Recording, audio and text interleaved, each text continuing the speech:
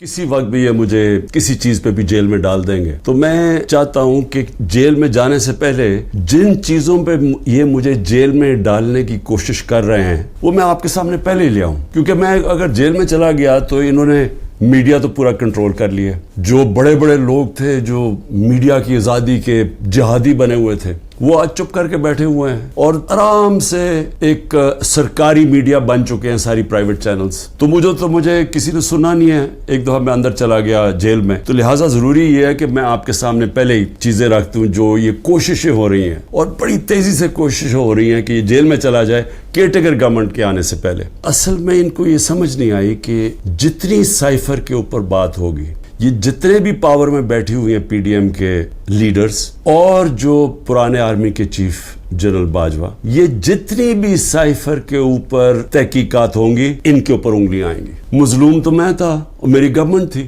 Cipher کس کے لیے پیغام تھا؟ وہ پیغام اسی کے پاس تھا نا جس کے پاس پاور تھی، جس کے پاس ایجنسیز تھی، جو ان سب کو بھیڑ بکریوں کی طرح ادھر لے جا سکتا تھا دوسری طرف اور گورنمنٹ کرا سکتا تھا، وہ جنرل باجوہ تھا۔ تو میں نے بڑی کوشش کی تب بھی کہ اس کے اوپر تحقیقات ہوں۔ میں نے پہلے ایک کمیٹی بھی بنائی جس پہ جنرل طارق کو ہم نے اس کا ہیڈ بنایا، لیکن یہاں اتنی طاقت ہے ایک آدمی کے پاس کہ وہ جنرل طارق جیسے آدمی نے بھی کہا کہ نہیں جی میں یہ اس کمیٹی کا ہیڈ نہیں بن سکتا۔ پوری کوشش کی گئی سپر کنگ نے کہ کسی نہ کسی طرح دب جائے بس سائفر کی، اس کے اوپر بات ہی نہ ہو۔ میں اس لیے کہہ رہا ہوں کہ یہ بار بار سائفر کو لے کے آتے ہیں تو وہ انگلیاں تو ادھر ہی جانی ہے سپر کنگ کی طرف۔ جب قاسم سوری نے اڈجرن کی اسمبلی اور یہ کہا کہ سائفر میں واضح ہے کہ مداخلت ہوئی ہے پاکستان کے اندر، اور میں اس لیے اڈجرن کر رہا ہوں کہ پہلے اس کے اوپر تحقیقات ہو، انکوائری ہو کہ کیا یہ سائفر اس کے پیچھے کیا تھا۔ انکوائری میں تو پتہ چلنا تھا کہ سازش ہوئی ہے یا نہیں ہوئی۔ تو اس نے جب وہ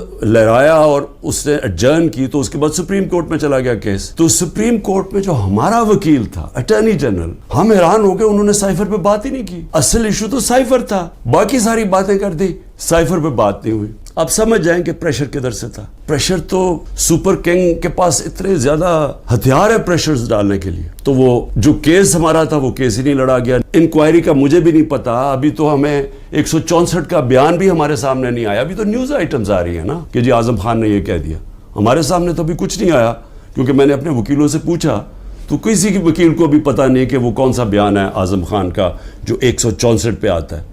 یہ تو نیوز آئٹمز آ رہی ہیں۔ تو ابھی سے ہی وہ کہنا شروع ہو گیا ہے کہ جی اس نے جیل میں جانا ہے جو ایف آئی اے کا ہیڈ ہے۔ تو ایف آئی اے کی کیا حیثیت رہ گئی؟ القادر یونیورسٹی کیا ہے؟ چیریٹی کی یونیورسٹی۔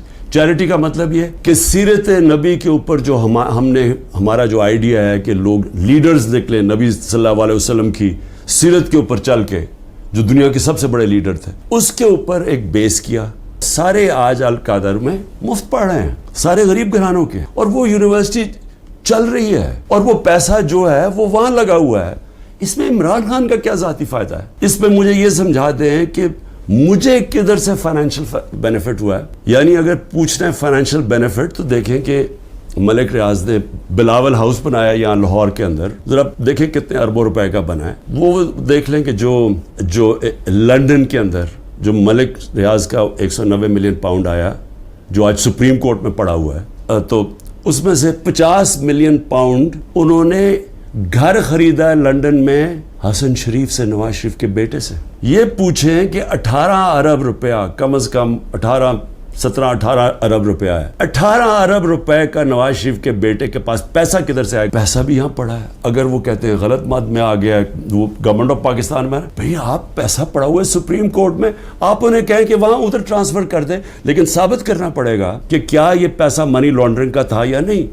عمران خان کے اوپر کیا الزام ہے؟ میں جب تحقیقات میں کہ جی وہ جو انہوں نے اسیس کیا تھا، وہ جو آپ نے جو اس کی قیمت تھی گفٹ کی، وہ انہوں نے کم دکھائی ہے۔ بھئی اگر انہوں نے کم دکھائی ہے، وہ لوگ ابھی بھی بیٹھے ہوئے ہیں، ان سے پوچھیں کیوں کم دکھائی ہے۔ میں تو ان میں سے کسی کو نہیں جانتا۔ مجھے تو جو ملٹری سیکٹری آ کے بتاتا ہے کہ جی یہ قیمت ہے، یہ آپ نے دینا، میں اسی کے مطابق چلا۔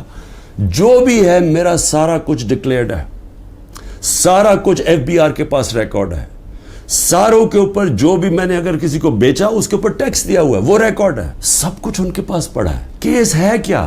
وہ کیس ٹرائل پہ چل رہا ہے, جج صاحب بڑی تیزی میں ٹرائل چلا رہے ہیں, سب جوڈس ہے, میں اس کے اوپر بات نہیں کروں گا, لیکن میں یہ ضرور چاہوں گا کہ ایک فیئر ٹرائل میں رہے, موقع ملے موقف رکھنے کا, اور میں یہ ثابت کروں گا کہ اس میں کوئی چیز بھی میں نے غیر قانونی نہیں کی. نیب چیئرمین کو بھی میں ذرا سوچ رہا ہوں کہ ان کا ضمیر شاید جاگ جائے اس چیز پہ.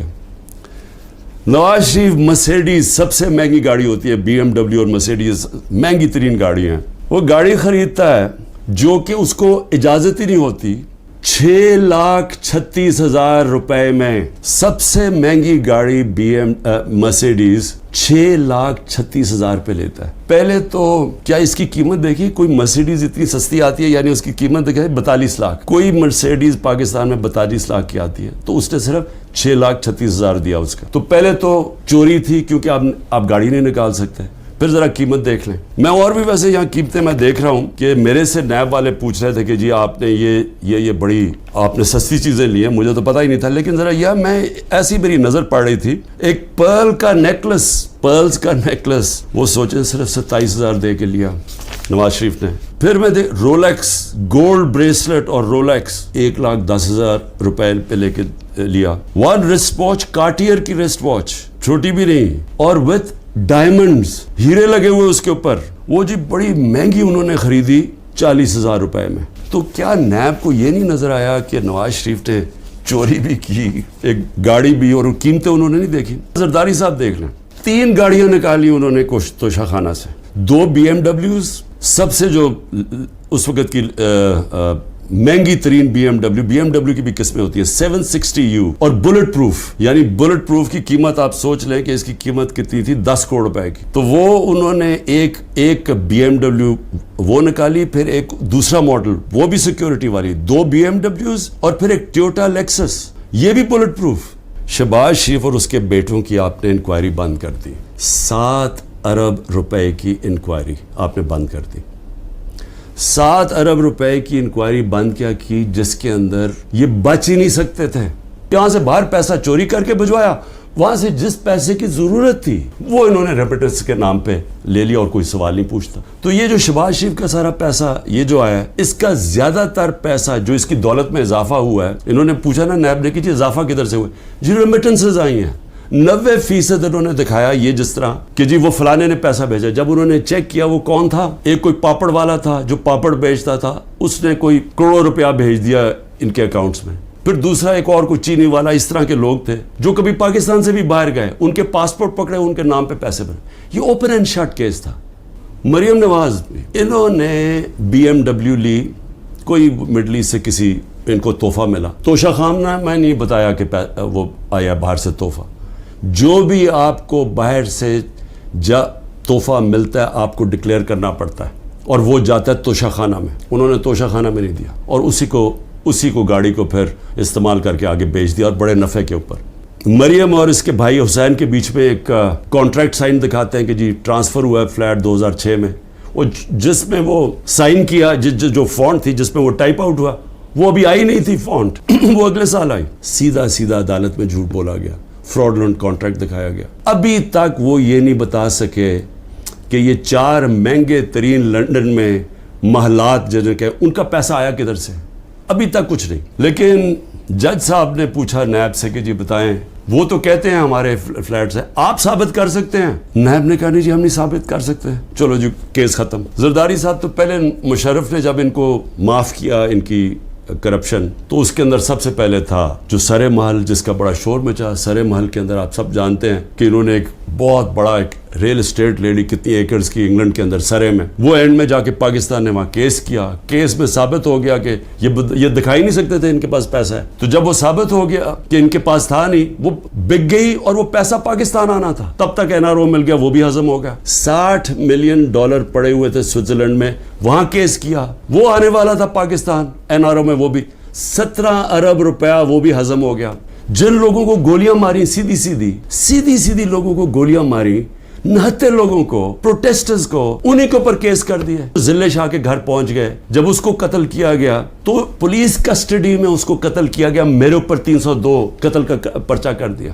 اور پھر اس کے ماں باپ کے پاس پہنچ گئے کہ آپ نے دیکھیں اس کی بات نہیں کرنی اور ان کو چپ کرا دیا. تو پہلے لوگوں کے اوپر ظلم کرتے ہیں, پھر انہی کے اوپر کیسز کر دیتے ہیں. جو ایک لڑکا بیچارہ شہید ہوا, وہ بھی پروٹیسٹر تھا, پیسفل, پرامن, اس کو گولی ماری شہید ہو گیا. اس کے قتل کا کیس اعجاز چودھری اور میاں محمود رشید کے اوپر ڈال دیا. یعنی اپنا ہی انہوں نے کارکن قتل کر دیا. کوئٹہ میں سارا کوئٹہ جانتا ہے کہ اس وکیل کی خاندانی دشمنی تھی, سب جانتے ہیں, ایویڈنس ہے. میرے اوپر 302 کا قتل کیس کر دیا اس کے اوپر. اور یہ جو سائفر ہے, ہماری گورنمنٹ گرتی ہے اور کیس ہی ہمارے پہ کر دیتے ہیں. میں اگر جیل میں بھی جاتا ہوں نا, آپ نے جد و جہد کرتے رہنا, اور میں ہمیشہ 27 سال سے کہتا ہوں پرامن جد و جہد. لیکن یہ آپ کے لیے اتنا ضروری ہے, کیونکہ یہ جو ساری اسٹرگل کر رہا ہوں اپنی ذات کے لیے نہیں کر رہا.